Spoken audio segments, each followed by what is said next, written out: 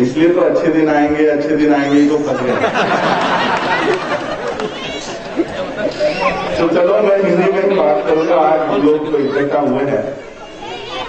ये डॉक्टर बाबा साहब अम्बेडकर जी ने आज से 65 इयर्स एगो 65 साल पहले डॉक्टर बाबा साहब अम्बेडकर जी ने बौद्ध धर्म की दीक्षा बाबा साहब ने प्राप्त की। और इस देश में देखिए आज बाबा साहब अम्बेडकर जी को बौद्ध धर्म की दीक्षा लेकर 65 साल पूरे हो गए। 65 साल कोई किसी ने बाबा साहब को बौद्ध धर्म में आने का कोई लालच नहीं दिया, कोई आह्वान नहीं किया, फिर भी बाबा साहब ने बौद्ध धर्म अपनाया। क्यों? क्योंकि इस धर्म में कोई जाति नहीं है, कोई ऊंच नीच की व्यवस्था नहीं है। यहां पर बौद्ध बनने के बाद पूरा विश्व हमको बौद्ध नाम से जानेगा। इसलिए बाबा साहब ने हमको बौद्ध बनाया कि यहां पर आओ और जो जातियां इस व्यवस्था ने आपको दे रखी है, मनु के कानून ने दे रखी है, मनुस्मृति ने दे रखी है, इसे खत्म करो और बौद्ध जीवन जियो। और इस देश के पास गिड़गिड़ाने के बजाय आप विश्व में जाओ और बौद्ध होने का सारा वहां से अपना इस्तेमाल, वहां से अपनी स्ट्रक्चर्स वहां से खड़े करो। बाबा साहब ने हमें बौद्ध बनाया। बाबा साहब अम्बेडकर जी ने हमें बौद्ध क्यों बनाया?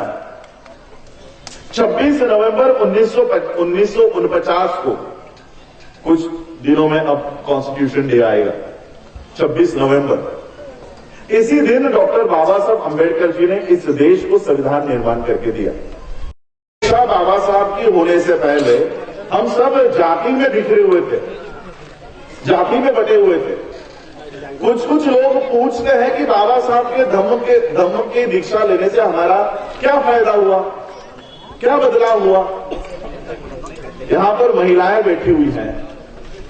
मैं आप लोगों को बताना चाहता हूं कि बाबा साहब के धम्म दीक्षा के कार्यक्रम से हमको आने वाले सपने भी बदल गए।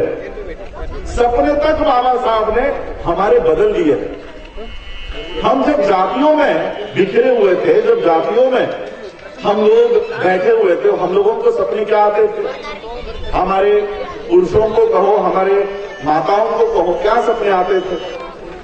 चमार जाति की अगर कोई स्त्री है और उसका बच्चा है, 10 साल का बच्चा है, 15 साल का बच्चा है, तो उसको सपने आते थे कि सामने के पेड़ के नीचे वो मोची बैठता है, चमार बैठता है, लोगों के जूते बनाता है, लोगों के जूते साफ करता है, लोगों के जूते पॉलिश करता है और सारे पैसे उसको मिलते हैं, सारे पैसे वो लेकर जाता है।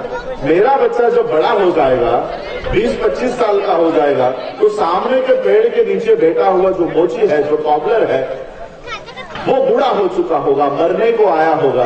और जैसे ही वो बूढ़ा हो जाएगा, मेरा बच्चा जाकर उस पेड़ के नीचे बैठेगा और सबके जूते मेरा बच्चा सिएगा, सबके जूते मेरा बच्चा पॉलिश करेगा और वो पैसे मेरे घर में आएंगे। हमारे चमार की स्त्री को ऐसे सपने आते थे। नाई की स्त्री को, नाई के परिवार को भी यही सपने आते थे कि सामने के पेड़ के नीचे वो नाई बैठता है, सबके बाल काटने का काम करता है, सारे बाल काटने के बाद पैसे उसको जाते हैं। आज मेरा बच्चा छोटा है, 4 साल का है, 5 साल का है, जब मेरा बच्चा बड़ा हो जाएगा तो ये बूढ़ा हो चुका होगा, ये मरने को आया होगा और तब मेरा बच्चा उस सामने के पेड़ के नीचे जाकर बैठेगा, सबके बाल मेरा बच्चा काटेगा और वो पैसे मेरे घर में आएंगे। ऐसे हम जब जातियों में बैठे हुए थे तब हमें ऐसे सपने आते थे। अब बाबा साहब अम्बेडकर जी ने 14 अक्टूबर 1956 विजयादशमी के दिन बौद्ध धर्म की दीक्षा ले ली और बाबा साहब ने कहा कि आज से ये जातियों को खत्म कर दो। आज से तुम महार नहीं, चमार नहीं, ढोर नहीं, मातंग नहीं, साली नहीं, तेली नहीं, कुणबी नहीं, कोई तुम नीच जाति के नहीं हो। तुम कौन हो? तुम बौद्ध हो। और बाबा साहब अम्बेडकर जी ने हम लोगों को बौद्ध बनाया, हम लोगों को बौद्ध बनाया। आज 56 साल के बाद हमें सपने क्या आते हैं पता है? आज हमारी स्त्री को सपने आते हैं, अगर उसका बच्चा 4 साल का है, 5 साल का है, 10 साल का है, तो हमारी मां को सपना क्या आता है पता है? सुप्रीम कोर्ट का जज आज 40 साल का हो गया है। ये जब रिटायर होगा, ये जब रिटायरमेंट को आया होगा, तो मेरा बच्चा 20-25 साल का हो चुका होगा और जैसे ही ये सुप्रीम कोर्ट के जज के कुर्सी से नीचे उतरेगा, मेरा बच्चा जाकर इस सुप्रीम कोर्ट के कुर्सी पर जाकर बैठेगा।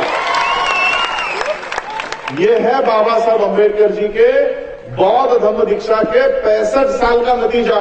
आज जो लोग आप लोगों में IAS, IPS, डॉक्टर, इंजीनियर बैठे हैं, ये बाबा साहब के बौद्ध धम्म दीक्षा का परिणाम है। ये बाबा साहब के बौद्ध क्रांति का परिणाम है। बाबा साहब अंबेडकर जी का 1954 का मैं आप लोगों की भाषा थोड़ी थोड़ी समझ रहा था। आप कह रहे थे कि वर्ल्ड फेलोशिप ऑफ बुद्धिस्ट के ही मैं स्टैंडिंग कमेटी का सेक्रेटरी पद पर भी मैं काम कर रहा हूं। वर्ल्ड फेलोशिप ऑफ बुद्धिस्ट ये 1950 में डॉक्टर बाबा साहब अंबेडकर जी के मौजूदगी में ये स्थापन हुई।